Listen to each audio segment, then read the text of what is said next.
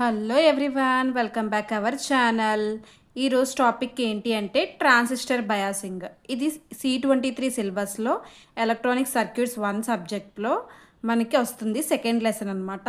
So transistor biasing కోసం అయితే తెలుసుకుందాం ఈరోజు మనం. అసలు ట్రాన్సిస్టర్ అంటే ఏంటి, బయాసింగ్ అంటే ఏంటి ముందు మనం తెలుసుకుందాం. ట్రాన్సిస్టర్ అంటే ఏంటి అంటే అది ఒక సిగ్నల్ని యాంప్లిఫై చేస్తుందన్నమాట. ఏదైతే ఒక వీక్ సిగ్నల్ ఉంటుందో దాన్ని యాంప్లిఫై చేసేదాన్నే మనం ట్రాన్సిస్టర్ అని కాల్ చేస్తాం. మరి బయాసింగ్ అంటే ఏంటో కూడా మనం తెలుసుకోవాలి కదా. సో బయాసింగ్ అంటే ఏంటి అంటే ఫార్వర్డ్ బయాస్లో ఫ్లో అవ్వాలా, రివర్స్ బయాస్లో ఫ్లో అవ్వాలా, ఎలాంటి కండిషన్లో బయాసింగ్ అనేది జరుగుతుంది అంటే ఫార్వర్డ్ బయాస్లో ఫ్లో అవ్వాలా, రివర్స్ బయాస్లో ఫ్లో అవ్వాలా అనేది ఎలాంటి కండిషన్స్లో జరుగుతుందని తెలుసుకునేదే బయాసింగ్ అనమాట. సో ఈ రెండింటి కోసం మనం ఇప్పుడు కలిపి తెలుసుకుంటాం. రెండింటి కోసం కలిపి తెలుసుకోవడం అంటే ట్రాన్సిస్టరే మనకి అలా వర్క్ అవుతుందన్నమాట. సో ట్రాన్సిస్టర్ బయాసింగ్ కోసం అయితే తెలుసుకుందాం. The purpose of transistor biasing to setting a transistors DC operating voltage or current conditions to the correct level so that any AC input signal can be amplified correctly by the transistor without any loss అనమాట. అంటే ఈ transistor biasing ఏం చేస్తుంది అంటే ఎప్పుడైతే మీరు study DC current voltage అనమాట, అంటే ప్రాపర్ DC కరెంట్ వోల్టేజ్ అనేది ఎప్పుడైతే ప్రొవైడ్ చేస్తారో ఈ ట్రాన్సిస్టర్కి ఎప్పుడైతే మీరు ప్రొవైడ్ చేస్తారో ఈ ట్రాన్సిస్టర్ ఏం చేస్తుంది అంటే మనకి ఏదైతే 3 టెర్మినల్స్ ఉన్నాయో బేస్, ఎమిటర్, కలెక్టర్, సో ఈ 3 టెర్మినల్స్ నుంచి మనకి కరెక్ట్ అవుట్పుట్ అనేది ప్రొడ్యూస్ చేయగలుగుతుంది అనమాట. అంటే మీరు ఏదైతే ఇన్పుట్ ఇస్తున్నారో ఆ ఇన్పుట్ అనేది మనకి స్టడీ DC కరెంట్ వోల్టేజ్ అనేది ప్రాపర్గా ఉండాలి. అప్పుడు మాత్రమే మనకి ఈ టెర్మినల్స్ బట్టి మంచిగా ప్రాపర్ అవుట్పుట్ అనేది ప్రొడ్యూస్ చేయగలదు. అది కూడా ఏంటి అంటే ఏదైతే మీరు ఇన్పుట్ సిగ్నల్ ఇదే అనుకుంటున్నారు, ఓకేనా. ఫస్ట్ ఆఫ్ ఆల్ ఇది ఈ వేవ్ చూడండి, ఈ ఇన్పుట్ సిగ్నల్ ఇదే అనుకుంటున్నారు. ఈ ఇన్పుట్ సిగ్నల్ ఏదైతే మీరు ఇచ్చారో వితౌట్ ఎనీ లాస్ అనమాట, అంటే మీరు ఇచ్చిన కరెక్ట్ వేవ్ ఫామ్ అవుట్పుట్ని ప్రొడ్యూస్ చేస్తుంది. అంటే ఎలాంటి లాస్ జరగకుండా మంచిగా ప్రాపర్గా వచ్చేటట్టు చేస్తుంది అనమాట, ఓకేనా. Next 3 different biasing methods of transistors such as forward, active, saturation and cutoff అనమాట. ఇందులోకి వచ్చేసరికి బయాసింగ్ మెథడ్లో 3 టైప్స్ ఆఫ్ బయాసింగ్స్ ఉంటాయి. అందులోనే మనకి ఏంటి అంటే మెయిన్గా forward active, saturation and cut off అనమాట. ఫార్వర్డ్ యాక్టివ్ ఎప్పుడు కూడా ఈ పార్ట్లో ఉంటుంది, సాచురేషన్ ఎప్పుడు కూడా ఈ సైడ్ పార్ట్లో ఉంటుంది, కట్ ఆఫ్ ఎప్పుడు కూడా కింద ఉంటుంది అనమాట, ఓకేనా. సో ఈ 3 పార్ట్స్ మనం తెలుసుకోవాలి. ఆల్రెడీ బిఫోర్ టాపిక్స్లో వీటి కోసం నేను ఆల్రెడీ ఎక్స్ప్లెయిన్ చేశాను. సో మీకు క్లారిటీ అనేది వస్తుంది చూస్తే. అప్పటి వరకు ఈ వీడియో చూసినట్టయితే కొంచెం డౌట్గానే ఫీల్ అవుతారు, కొంచెం ఆ వీడియో చూస్తే నెక్స్ట్ క్లియర్గా అర్థమవుతుంది. ఇందులోకి వచ్చేసరికి ఆపరేటింగ్ మోడ్, BE జంక్షన్, షార్ట్కట్లో రాసాను. BE జంక్షన్ అంటే base emitter junction, BC junction base collector junction, transistor access ఎలా యాక్ట్ అవుతుంది అనేది, ఓకేనా. దీంట్లో ఆపరేటింగ్ మోడ్లో 3 టైప్స్ కదా బయాసింగ్స్ చూసాము, forward active, saturation and cut off. So అవి 3 రాసుకుంటారు, forward active, saturation, correct.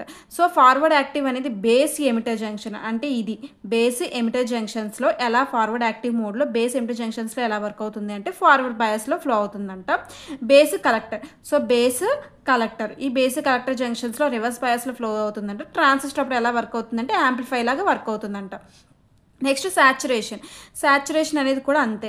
So saturation పార్ట్లో బేసి ఎమిటర్ జంక్షన్ అనేది ఫార్వర్డ్ బయాస్లో ఫ్లో అవుతుంది. సేమ్ సాచురేషన్ మోడ్లో బేస్ కలెక్టర్ జంక్షన్లో ఫార్వర్డ్ బయాస్లో ఫ్లో అవుతుంది. ట్రాన్సిస్టర్ యాక్సెస్ CS అంటే క్లోజ్డ్ స్విచ్ లాగా వర్క్ అవుతుంది అనమాట. సో నెక్స్ట్ వచ్చేసరికి కట్ ఆఫ్ మోడ్లో కూడా అంతే, బేస్ ఎమిటర్ జంక్షన్లో రివర్స్ బయాస్లా వర్క్ అవుతుంది, బేస్ కలెక్టర్ జంక్షన్లో రివర్స్ బయాస్లా వర్క్ అవుతుంది. Transistor access open circuit, open అయిపోతుంది అనమాట ట్రాన్సిస్టర్. అంటే ఇక్కడ నాకు ఇదేంటి అంటే బయాసింగ్ మెథడ్ అనేది ఫార్వర్డ్ యాక్టివ్ మోడ్లో వర్క్ అవుతుంది అనమాట. సో ట్రాన్సిస్టర్ బయాసింగ్ అనేది ఫార్వర్డ్ యాక్టివ్ మోడ్లో వర్క్ అవుతుంది. ఎలా వర్క్ అవుతుందో చూద్దాం, ఓకేనా. ఇక్కడ మీరు చూసినట్టయితే the process of raising the strength of a weak signal without any change in its general shape is known as a faithful amplification. ఇందులోకి వచ్చేసరికి మనకి 2 టైప్స్ ఆఫ్ యాంప్లిఫికేషన్స్ ఉంటాయి. అదే ఒకటి ఏంటంటే ఫెయిత్ఫుల్ యాంప్లిఫికేషన్ ఒకటి, ఇంకొకటి అనదర్ వన్ అన్ఫెయిత్ఫుల్ యాంప్లిఫికేషన్ అనమాట. ఫెయిత్ఫుల్ యాంప్లిఫికేషన్లో ఏంటి అంటే మీరు ఏదైతే ఇన్పుట్ సిగ్నల్, ఇదే కదా ఇన్పుట్ సిగ్నల్, ఈ ఇన్పుట్ సిగ్నల్ కరెక్ట్గా ప్రాపర్గా ఇస్తారో అంటే DC current, study DC current voltage అనేది ఎప్పుడైతే కరెంట్ అయినా అవ్వచ్చు లేదా వోల్టేజ్ అయినా అవ్వచ్చు, ఎప్పుడైతే మీరు కరెక్ట్గా ఇస్తారో ప్రాపర్గా ఇస్తారో అప్పుడు మనకి ఏమవుతుంది అంటే స్ట్రెంగ్త్ అది ఏదైతే ఇది వీక్‌గా ఉందనుకోండి, దానికి స్ట్రెంత్ ఇచ్చి ఎలాంటి లాస్ జరగకుండా కరెక్ట్‌గా ప్రాపర్ అవుట్‌పుట్‌ని ప్రొడ్యూస్ చేస్తుంది. షేప్ కూడా మనకి లాస్ అవ్వదు. సేమ్ షేప్ వస్తుంది. అలానే మనకి ఏంటి అంటే సిగ్నల్‌లో కూడా ఎలాగా లాస్ అవ్వకుండా మంచిగా అవుట్‌పుట్ అనేది ప్రొడ్యూస్ చేయగలుగుతుందనమాట. డిస్టార్షన్ లేకుండా అలా అన్నీ చేసి మనకు ప్రొడ్యూస్ చేస్తుంది. దాన్నే మనం ఫెయిత్‌ఫుల్ యాంప్లిఫికేషన్ అని అంటాం. So, next device which perform faithful amplification function is called as an amplifier. ఏదైతే ఫెయిత్‌ఫుల్ యాంప్లిఫికేషన్ అనేది చేస్తుందో దాన్నే యాంప్లిఫైయర్ అంటాం. అంటే ఫెయిత్‌ఫుల్ యాంప్లిఫికేషన్ చేసేది ఏంటి? ట్రాన్సిస్టరే కదా చేసేది. మీరు ఇచ్చే ఇన్పుట్ అనేది ప్రాపర్‌గా ఇస్తే ఎక్కడికి వెళ్తుంది? ట్రాన్సిస్టర్ దగ్గరికి వెళ్తుంది. ఆ ట్రాన్సిస్టరే మనకి యాంప్లిఫికేషన్ చేసి మంచిగా అవుట్‌పుట్ అనేది ప్రొడ్యూస్ చేస్తుందనమాట. సో, ఇప్పుడు మనం ఇది simple NPN transistor circuit CE configuration. ఇక్కడ మనం యూజ్ చేసేవన్నీ కూడా కామన్ ఎమిటర్ కాన్ఫిగరేషన్సే యూజ్ చేస్తాం. ఓకేనా? సో, ఇది common emitter configuration unfaithful amplification diagram అనమాట. ఇన్పుట్ ఇది. సో, ఇన్పుట్ వీపీ అంటే తెలుసు కదా, పీక్ వోల్టేజ్ ఎంతవరకు అయితే పీక్ వోల్టేజ్ ఉంటుందో ఇన్పుట్ వోల్టేజ్ మైనస్ వీపీ అంటే పీక్ వోల్టేజ్ నెగిటివ్ అనమాట. ఇది మనకి డయాగ్రాము. సేమ్ దీనికి మనకి మంచిగా కండిషన్ వర్క్ అవ్వాలి అని అంటే డీసీ స్టడీ వోల్టేజ్ కరెంటే అప్లై చేస్తే సరిపోదు. దీంట్లో మనం 2 కాంపోనెంట్స్ అనేవి మెయిన్‌గా మనం యూజ్ చేసేవి కాంపోనెంట్స్ ఉంటాయి. ట్రాన్సిస్టర్ ఒకటి, వీసీసీ పవర్ సప్లై ఒకటి, ఆర్సీ అనమాట. ఈ 3 కాంపోనెంట్స్ యూజ్ చేస్తేనే స్టడీ డీసీ కరెంట్ వోల్టేజ్ అనేది యూజ్ అవుతుంది.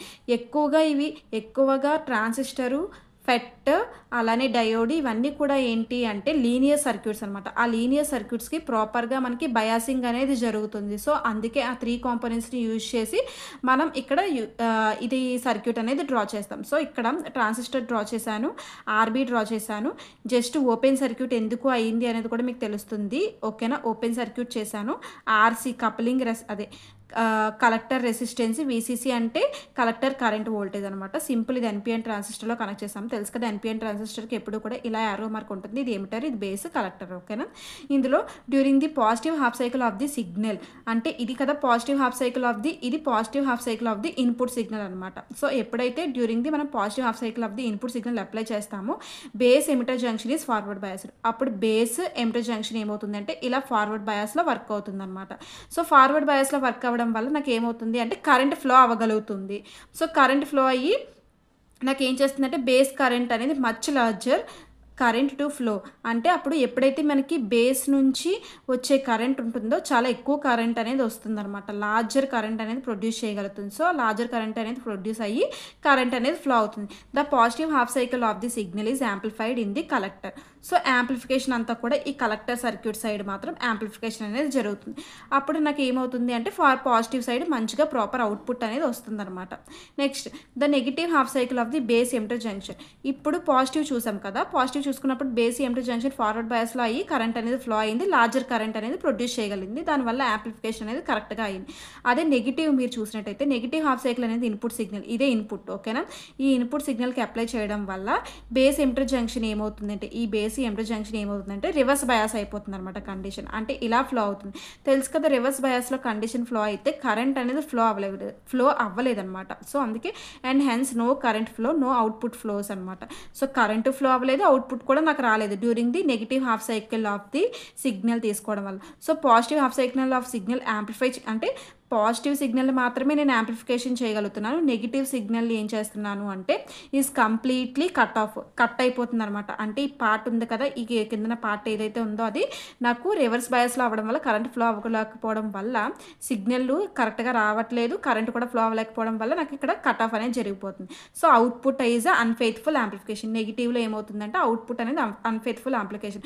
అందుకే నాకు పాజిటివ్ సైడ్ రాలేదు, నెగిటివ్ సైడ్ అంటే నాకు రెండు సైడ్లు రావాలి, కానీ ఇక్కడ బయాసింగ్ అనేది ఓన్లీ పాజిటివ్ సైడ్ వస్తుంది. నెగిటివ్ సైడ్లో కరెంట్ ఫ్లో అవ్వలేక నాకు ప్రాపర్ అవుట్పుట్ అనేది రావట్లేదు. దాన్ని అన్ఫెయిత్ఫుల్ యాంప్లిఫికేషన్ అని అంటాం.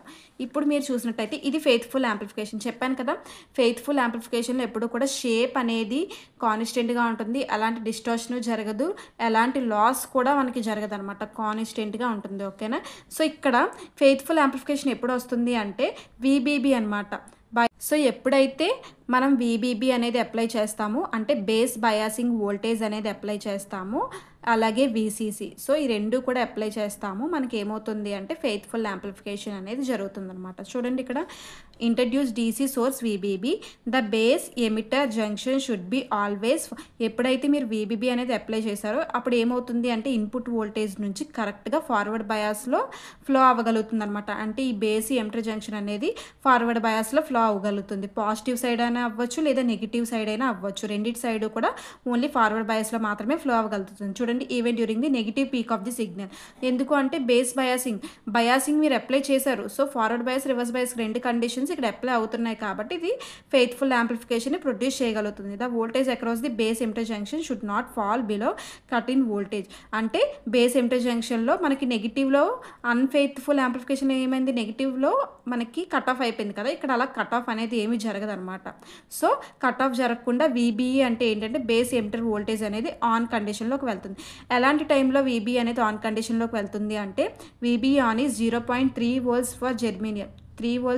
0.3 volts జెర్మేనియంలో ఉన్నప్పుడు వీబీ బేస్ ఎమిటర్ వోల్టేజ్ అనేది ఆన్ అవుతుంది. అలాగే సిలికాన్ అనేది 0.7 volts ఉన్నప్పుడు వీబీ అనేది ఆన్ అవుతుంది అనమాట. ఆఫ్టర్ సెట్టింగ్ వీబీబీ ఎప్పుడైతే వీబీబీ అనేది సెట్ చేశారో input signal V in only DC current. ఎప్పుడైతే మనం ఇన్పుట్ సిగ్నల్ అనేది సెట్ చేసామో కరెంట్ అనేది దేని ద్వారా ఫ్లో అవుతుందంటే కలెక్టర్ సైడ్ నుంచి ఫ్లో అవుతుంది. ఎందుకంటే వీసీసీ పవర్ సప్లై అనేది మనం కలెక్టర్ సైడ్ ఇచ్చాం కాబట్టి సో కలెక్టర్ సైడ్ నుంచి మనకి ఇక్కడ ఫ్లోయింగ్ అనేది జరుగుతుందన్నమాట. So collector circuit due to VBB only.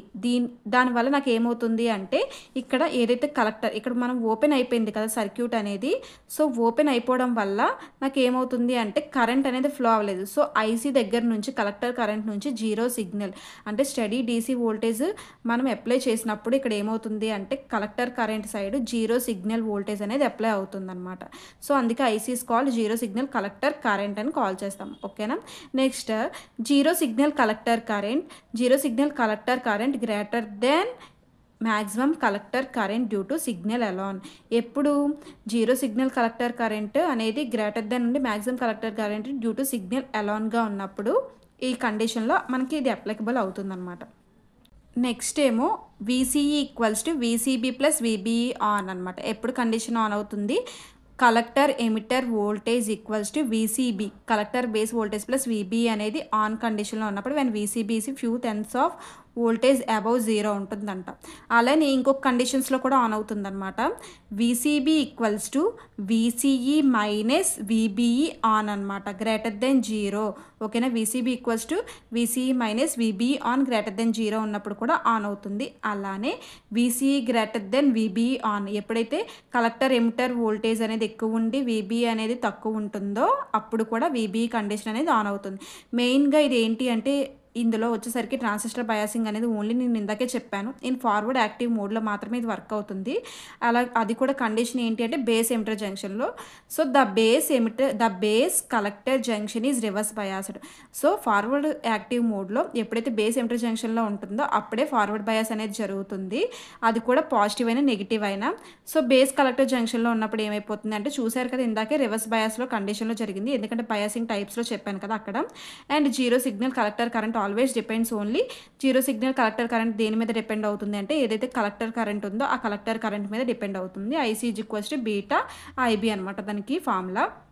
When proper VC ఎప్పుడైతే మీరు ప్రాపర్ కలెక్టర్ ఎమిటర్ వోల్టేజ్ అనేది అప్లై చేస్తారో దట్ ఈజ్ వీసీ అనేది ఏమవుతుంది గ్రేటర్ దెన్ ఉన్నప్పుడు వీబీ అనేది ఆన్ కండిషన్లోకి వెళ్తుంది. So VCE greater than VB on ఎప్పుడైతే వీబీ అనేది ఆన్ అవుతుందో which means that BC junction is reverse biased అనమాట. వీబీ ఆన్ అయినప్పుడు నాకు ఏమైంది బయాస్ కలెక్టర్ జంక్షన్ అనేది రివర్స్ బయాస్లో వర్క్ అయింది అని చెప్పి ఎక్స్ప్లెయిన్ చేశారనమాట. సో ఇది మీకు చూసినట్టయితే చాలా ఈజీగా ఉంటుంది. మీరు అర్థం చేసుకున్న దాన్ని బట్టే ఉంటుంది ఏదైనా సరే. ఒకవేళ నోట్స్ పార్ట్ కావాలి అనుకున్న వాళ్ళు నాకు కమెంట్ సెక్షన్లో కమెంట్ చేస్తే నేను నోట్స్ పార్ట్ కూడా మీకు వాట్సాప్ అనేది చేస్తాను. సో ఈ వీడియో నచ్చినట్టయితే లైక్ చేయండి, షేర్ చేయండి, కమెంట్ చేయండి.